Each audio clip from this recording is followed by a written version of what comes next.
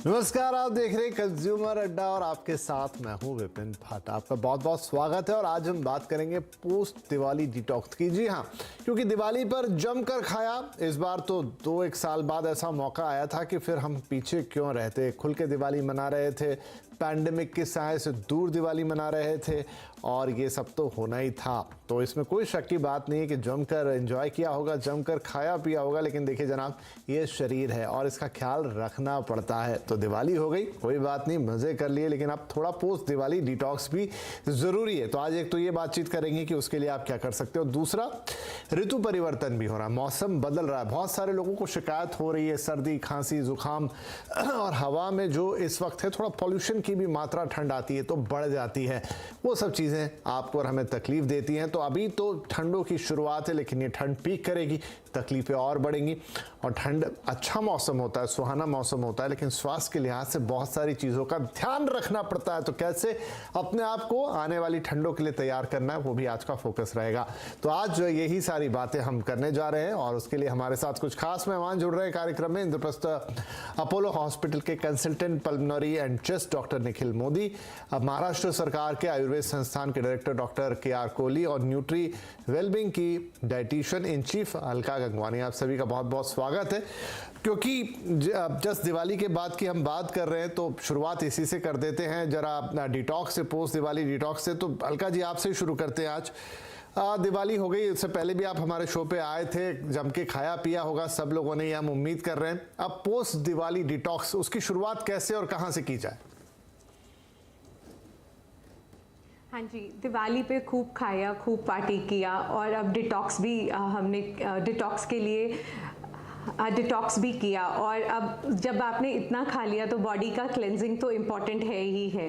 तो हमें अपनी डाइट को, अभी जो चेंजिंग वेदर भी हो रहा है, पोल्यूशन भी थोड़े लेवल ज़्यादा हैं, तो हमें इस तरह से रखना पड़ेगा कि हम ज़्यादा fruits, seasonal fruits and vegetables include करें। At least 4 to 5 servings of seasonal fruits and vegetables include करने चाहिए डाइट में। कलरफुल फ्रूट्स एंड वेजिटेबल्स में बहुत ज़्यादा फाइबर होता है, एंटीऑक्सीडेंट्स होते हैं और ये हमारी बॉडी में से टॉक्सिन्स को एलिमिनेट भी करते हैं और हमारी इम्यूनिटी को बूस्ट भी करते हैं।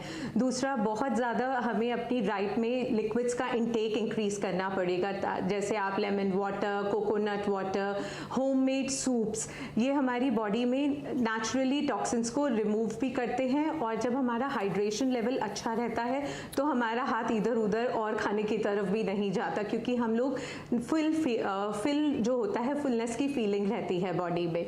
और तीसरा, हमें बहुत अच्छी तरह से अपनी डाइट में प्रोबायोटिक फूड्स इंक्लूड करने चाहिए। प्रोबायोटिक फूड्स होते हैं जो हमारे गट में गुड बैक्टीरियाज को इंक्लूड करते हैं, जैसे दही, छाछ, इडली, डोसा, उत्तपम। ये हमारी डाइट में गुड बैक्टीरियाज को प्रमोट करते हैं और जब हमारी गट हेल्थ अच्छी होती है, हमारी इम्यूनिटी भी बहुत स्ट्रांग रहती है। और चेंजिंग वेदर है, थोड़ा सा स्टीम इनहेलेशन भी करेंगे तो हमारा नेसल पैसेज क्लियर रहता है, हमारी लंग्स भी बेटर परफॉर्म करती हैं, हमें ब्रीदिंग करने में भी मुश्किल नहीं रहता। और हैंडफुल ऑफ नट्स भी ज़रूर इंक्लूड करने चाहिए और स्प्राउट्स, बादाम, ये सब लेने से हमारे प्रोटीन इंटेक भी अच्छा रहता है और गुड फैट्स भी हमारे डाइट में रहते हैं। तो ये सारी चीज़ों को हमें अपनी डाइट में रेगुलर कंज्यूम करना चाहिए। और थोड़ा सा फिजिकल एक्टिविटी बहुत इंपॉर्टेंट है। 30-45 मिनट्स आप ब्रिस्क वॉक कर सकते हैं, आप योगा कर सकते हैं, तो ये आपके लंग कैपेसिटी को भी इंक्रीज करते हैं। End of course a good sleep, वो बहुत ज़्यादा इंपॉर्टेंट है, क्योंकि जब आप सोते हैं तो आपकी बॉडी बहुत अच्छे से रिपेयर मोड में जाती है। That's it. चलिए, बढ़िया है। तो ये चीज़ें आपने कर ली, खूब सारा कंज्यूम कर लिया दिवाली पर। अब थोड़ा डाइट पर ध्यान दीजिए और ये परिवर्तन जो यहाँ गंगवानी जी बता रही हैं वो लेकर आइए और उसमें सारी चीज़ें शामिल है। सिर्फ डाइट नहीं, सोना, जागना, थोड़ी सी एक्सरसाइज, लेकिन हाँ, डाइट एक बड़ा पोर्शन बनाती है तो वो रहता है। डॉक्टर कोहली, क्या आयुर्वेद में भी कोई डिटॉक्स जैसा कंसेप्ट मौजूद है क्या? मतलब क्योंकि देखिए सीजन भी है, बदलाव भी है, वो तो है ही, और साथ में अभी दिवाली पर खाना पीना, तला गला, बहुत गरिष्ठ भोजन, काफ़ी ज़्यादा मात्रा में शक्कर, ये सब शरीर के अंदर गया है। क्या कहता है इस पर आयुर्वेद? देखिए, आयुर्वेद बड़ा क्लियरली कहता है, यथा ब्रह्मांडे तथा पिंडे। जो ब्रह्मांड में हो रहा है वैसा ही अपने पिंड में यानी अपने शरीर में भी घटित होता है। उसका डायरेक्ट कॉस्मोस का डायरेक्ट रिलेशन हमारे बॉडी से है। तो जैसे ही वातावरण बदल रहा है, पहली बात तो है बहुत खाया है, बहुत कुछ हमने पार्टी वार्टी किया है, बड़ा फेस्टिव सीजन था, तो इसलिए थोड़ा सा बॉडी को, जैसे अलका जी ने अभी कहा कि डिटॉक्स करना बहुत आवश्यक है। मेरे ख्याल से आयुर्वेद की दृष्टि से देखा जाए तो तले वाले पदार्थ अभी बंद कर देने चाहिए, जितना हो गया बहुत बस है, काफ़ी है। मीठा बंद कर देना चाहिए, मीठे के दुष्परिणाम बहुत सारे शरीर पे हैं। और दिवाली की मिठाई खाने के बाद मुझे लगता है 10% नए डायबिटिक भी उत्पन्न होते होंगे, जो प्री डायबिटीज़ से डायबिटीज़ की तरफ परिवर्तित हो रहे हैं। तो इसके अलावा भी जो खाने पीने में है अभिसंधी पदार्थ, यानी जैसे खट्टी चीज़ें हैं, दही है, बहुत सारा सॉल्ट का कंजम्पशन कम करना चाहिए, क्योंकि ये सारी चीज़ें शरीर में इतनी गई हुई हैं कि आपको शायद हो सकता है कुछ जो मिडिल एज ग्रुप में है, 40s और 50s में, 60s में हैं या ग्रोइंग एज में हैं, उनमें से कई लोग पहली बार अभी इस बार डायबिटिक बनेंगे, पहली बार हाइपरटेंसिव बनेंगे। तो इसलिए थोड़ा बॉडी को मुझे लगता है 2-4 दिन का हल्का खाना, 8-1 दिन तक गर्म पानी का सेवन करना, स्टीम लेना, ये बहुत आवश्यक है। आयुर्वेद के हिसाब से जो आपने जो टॉपिक दी है, मैं समझता हूँ बहुत अच्छी है कि डिटॉक्स कैसे किया जाए। आयुर्वेद का पूरा पंचकर्म का एक पूरा साइंस अलग से है जो डिटॉक्स के ऊपर ही काम करता है। आप जरूर अभ्यंग करवाइए, शरीर की मालिश करवाइए, शरीर का स्वेदन करवाइए, यानी स्टीम लेते हैं। हाँ सर, बोलिए बोलिए। जी कोहली साहब, सुन रहे हैं हम आपको। हेलो, लगता है शायद कुछ लाइन में यहाँ पर प्रॉब्लम आई। हम बात को कंटिन्यू करेंगे। तो डॉक्टर कोहली भी ये बता रहे थे कि अगर आप आयुर्वेदा के हिसाब से भी देखें तो ऋतु परिवर्तन हो रही है, उसमें बहुत सारी चीज़ें होती हैं, और ख़ास तौर पर जो आपने अभी फेस्टिव सीजन में बहुत सारा कंज्यूम किया है, देखिए तली गली चीज़ें खाने में आती हैं, मीठा बड़ी मात्रा में खाने में आता है। और जो उन्होंने बहुत इंपॉर्टेंट बात यहाँ पर बोली है कि बहुत सारे लोग इस समय कन्वर्ट हो रहे होंगे। देखिए ये देश अब एक डायबिटिक कैपिटल के तौर पे जाना जाता है। डायबिटीज़ में बहुत सारा हिस्सा प्री डायबिटिक्स का होता है, यानी कि आपको डायबिटीज़ हुई तो नहीं है, लेकिन अब आपका जो बॉडी के शुगर लेवल है वो नॉर्मल नहीं रह गए हैं, वो फ्लक्चुएट कर रहे हैं, वो 100 के नीचे जो स्टैंडर्ड पैरामीटर है नहीं रहते हैं फास्टिंग लेवल पे, वो 100 और 125 के बीच में रहते हैं। 125 के ऊपर तो आप डिक्लेयर हो जाते हैं डायबिटिक, लेकिन अगर 100 और 125 के बीच में आपका फास्टिंग शुगर है तो आप प्री डायबिटिक कहलाते हो। वो कह रहे हैं बहुत सारे लोग जो कन्वर्ट होंगे, तो जितना लंबा आप इसको चला पाएं अपने प्री डायबिटिक फेस को, उतना अच्छा। उसके लिए क्या है कि चीज़ों को थोड़ा कंट्रोल करें। Doctor Kohli, you can continue please, आपकी आवाज़ बीच में छूट गई थी। जी, तो देखिए सर, बहुत सारी आयुर्वेद के विचार करने वाली बातें हैं। 6 ऋतुएं आयुर्वेद में बताई हुई हैं, शिशिर, वसंत, ग्रीष्म, वर्षा, शरद और हेमंत ऋतु। ये 6 ऋतुओं के बीच में जो एक ऋतु से दूसरी ऋतु में परिवर्तन होता है वो 14 दिन का काल है, उसको ऋतु संधि कहा जाता है। यानी आप जब शिशिर से वसंत ऋतु की तरफ जा रहे हैं तो 14 दिन का जो काल है उसको ऋतु संधि कहा है। उसमें बहुत ध्यान अपना रखना चाहिए। खाने पीने में आप केवल गर्म पानी का उपयोग करें, ज़्यादा ना खाएं, अध्यशन यानी खाए के ऊपर ना खाएं, तला हुआ ना खाएं, सॉल्टी चीज़ें नहीं खाएं, और इस प्रकार से पूरा परहेज करें। फ्रूट्स का इंक्लूजन ज़्यादा करें तो मुझे लगता है उससे बेनिफिट होगा। और ऋतु संधि का जो काल है, इस समय अगर आप अपनी सेहत का ध्यान रखते हैं तो सीजनल जो चेंज हो रहा है उसकी वजह से आपको ना सर्दी होगी ना खांसी होगी। और इसके साथ ही जैसे अभी के ये जो सीज़न चल रही है, दिवाली जिस सीज़न में आती है, तो मैं ये समझता हूँ ये अभी शरद और हेमंत का एक ऋतु संधि का काल है, जब सर्दी थोड़ी सी नॉर्थ इंडिया में बढ़ने लगी है, हल्की सी सर्दी आने लगी है। हालांकि मुंबई में तो हम लोगों को सर्दी कभी होती ही नहीं है, तो भी ऋतुएं तो वैसे ही हैं। तो इन ऋतुओं के हिसाब से अगर देखा जाए तो शरद और हेमंत का अभी ये ऋतु संधि काल है। इसमें आपने बहुत सारा दिवाली फेस्टिविटीज़ की वजह से बहुत ज़्यादा कुछ खाया हुआ है। दही का सेवन न करें, खट्टी चीज़ों का सेवन न करें, तली हुई चीज़ों का सेवन न करें, और खाना आवश्यकता से थोड़ा कम खाएं। जी। तो यानी अपने शरीर को हल्का रखें तो आप ज़्यादा एनर्जेटिक रहेंगे और ज़्यादा अच्छा रहेगा। चलिए, तो दोनों ही हमारे एक्सपर्ट बता रहे हैं कि थोड़ा सा अब वक्त आ गया है कि बॉडी को लाइट रखा जाए, थोड़ा कम खाया जाए, फ्रूट्स, वेजिटेबल, इस तरह की हल्की चीज़ों पर आप थोड़ा शिफ्ट हो और अपने शरीर को थोड़ा लाइट रखिए और यही आपकी प्रिपरेशन हो जाएगी अगले मौसम में जाने की। डॉक्टर निखिल मोदी भी हमारे साथ जुड़ गए। डॉक्टर साहब, बहुत स्वागत है आपका। और देखिए, हम बात कर रहे हैं थोड़ी सी डिटॉक्स की, उस पर काफ़ी चर्चा हो गई और एक ऋतु परिवर्तन की भी। अब देखिए, यहाँ से जब आगे बढ़ते हैं, खासतौर पर नॉर्थ इंडिया की बात करूँ तो एयर में पॉल्यूशन कंटेंट भी काफ़ी बढ़ जाता है। सिर्फ हम दिल्ली की कई बार बात करते हैं, लेकिन दूसरे शहरों की भी हालत अच्छी नहीं होती है। ये किस हद तक हमारी बॉडी को इम्पैक्ट करता है? जी, जैसे कि मौसम अब बदल रहा है, शीतलहर आ रही है, तो इस टाइम पे जो है स्मॉग, ये सिर्फ दिल्ली की हम बात ना करें तो पूरे नॉर्थ इंडिया में ही एकदम टेम्परेचर डाउन जाने की वजह से स्मॉग इकट्ठी होने लग जाती है, जिससे जो धुआं एक्यूमुलेट होता है जो काफ़ी हानि पहुंचा सकता है हमारे शरीर को। जिसमें शुरू में जो हमें दिक्कतें दिखनी शुरू होती हैं, आंखों में पानी आना, आंखों में खुजली होना, नाक बहनी शुरू हो जाना, नाक बंद होना, गले में कांस्टेंट खराश रहती है, फिर खांसी और सांस की दिक्कतें भी बढ़ जाती हैं। पहले शुरू में हम देखा करते थे जिनको सांस की पहले से दिक्कत है उन लोगों को ज़्यादा प्रॉब्लम आती है, पर आजकल जो हमने नोट करना शुरू किया है, जिनको पहले कभी सांस की दिक्कत ना भी रहे, जैसे ही मौसम बदलता है उन लोगों को भी सांस में दिक्कत आने शुरू हो जाती है। तो अब ये टाइम आ गया है। 2 साल कोविड में हमने एक चीज़ सीखी है कि मास्क लगा के बाहर निकलें। ये पॉल्यूशन से बचने में भी हमारी हेल्प करता है मास्क। तो अगर हम उसको ध्यान रखेंगे तो इस पॉल्यूशन और ये स्मॉग से जो एकदम नुकसान आता है इस मौसम में, उससे हम अपने आप को बचा सकते हैं।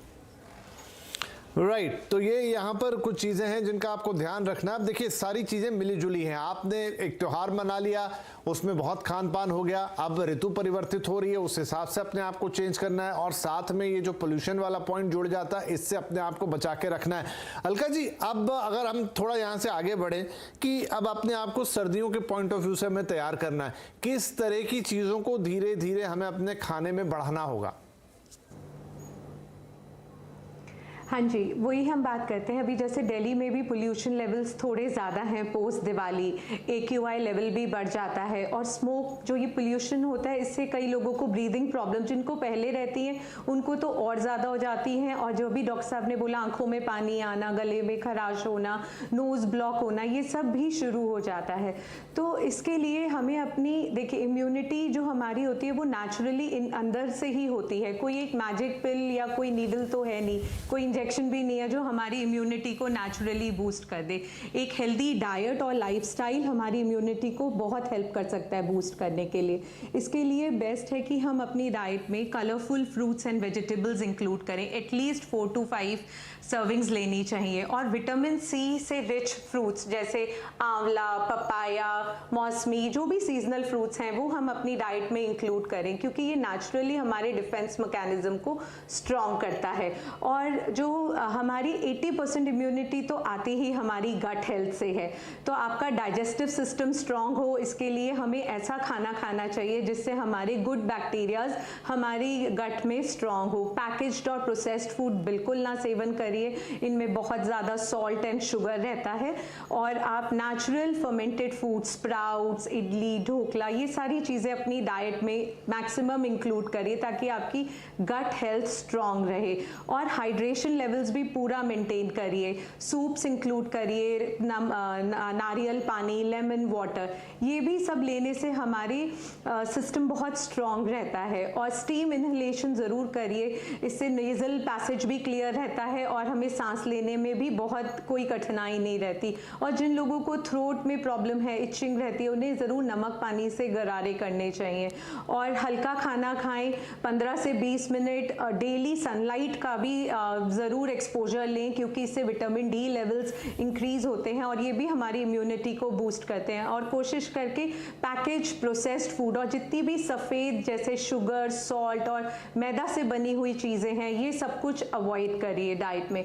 और फिजिकल एक्टिविटी ज़रूर इंक्लूड करिए। अगर योगा कर सकते हैं, प्राणायाम इंक्लूड कर सकते हैं, तो ये भी हमारी ब्रीदिंग कैपेसिटी को और लंग कैपेसिटी को इंक्रीज़ करते हैं और पोल्यूशन के साइड इफ़ेक्ट्स इससे बहुत कम रहते हैं। और हमारी किचन में कुछ ऐसी नेचुरल चीज़ें भी हैं जो हमारी इम्यूनिटी को बूस्ट करती हैं। जिंजर, अदरक, लहसुन और जिसे हम हल्दी बोलते हैं, ये बहुत एंटी इन्फ्लेमेटरी होते हैं।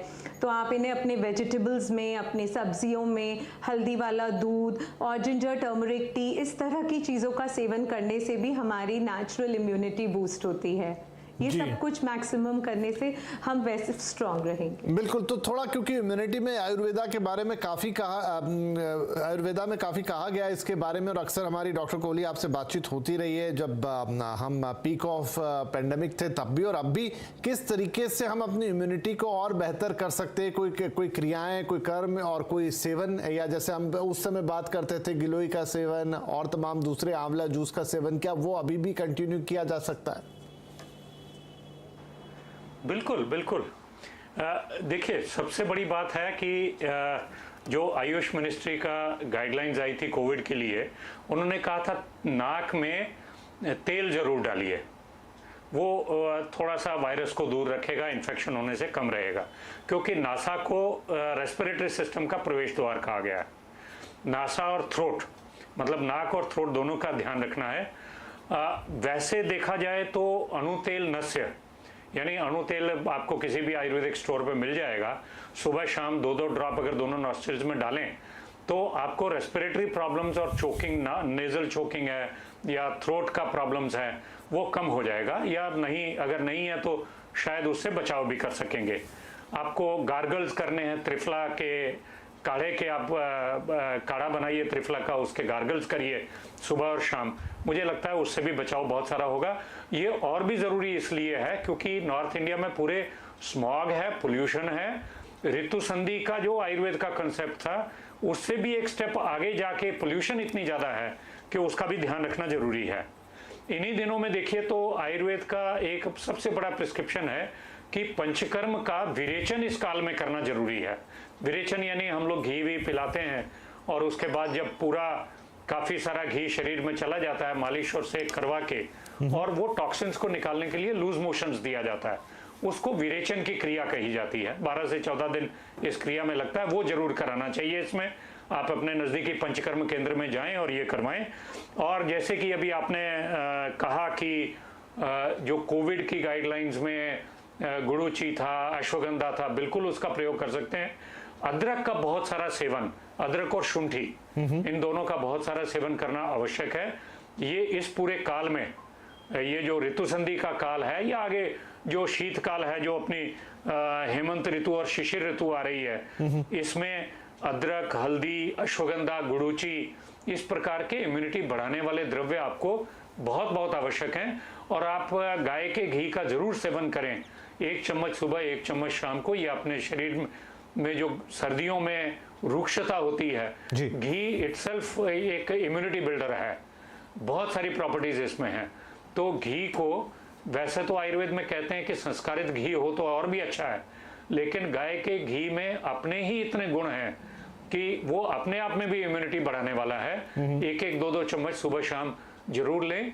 नाक, दोनों नाक में आप अणुतेल का नस्य करें, गुड़ूची, अश्वगंधा का सेवन करते रहें, स्टीम इनहेलेशन करते रहें, अपने ट्रैक्स को खुला रखें और रेस्पिरेटरी ट्रैक्स को और गार्गल्स वगैरह आप जरूर करते रहें। जी बिल्कुल, छोटी छोटी बातें, लेकिन अगर इनका ख्याल रखेंगे तो न सिर्फ ये सर्दी, बाकी आने वाला और साल भी आपके बेहतर होंगे। एक छोटा ब्रेक ले लेते हैं, ब्रेक के बाद फिर हम डॉक्टर मोदी से पूछेंगे कि वो कौन से लोग हैं, किस एज ग्रुप के या फिर पर्टिकुलर डिजीजेस के साथ जिन्हें अब थोड़ा सर्दी में ज्यादा अटेंटिव रहने की जरूरत होगी। छोटा सा ब्रेक, बातचीत जारी रहेगी।